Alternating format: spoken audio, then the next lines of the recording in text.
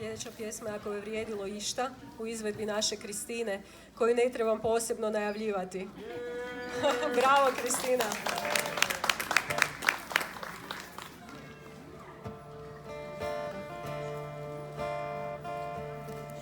Sad kad si rekao svoje,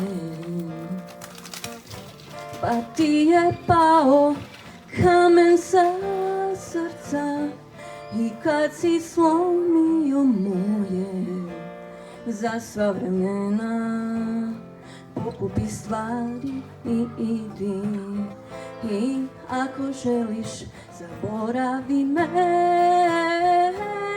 al preklinjem te ako je vrijedilo išta.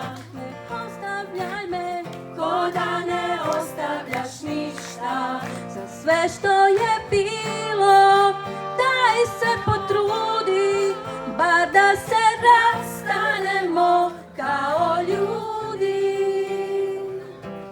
Sve mi je došlo odjednom, baš kao grom iz vedra neba. Sve i da pitam te zašto, što mi to treba. Pokupi stvari i idi, i ako želiš zaboravi me,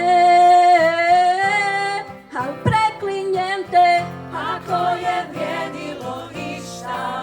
Ne ostavljaj me ko da ne ostavljaš ništa. Za sve što je bilo daj se potrudi, bar da se rastanemo kao ljudi. Al preklinjem te ako je vrijedilo išta. Ne ostavljaj me ko da ne ostavljaš ništa.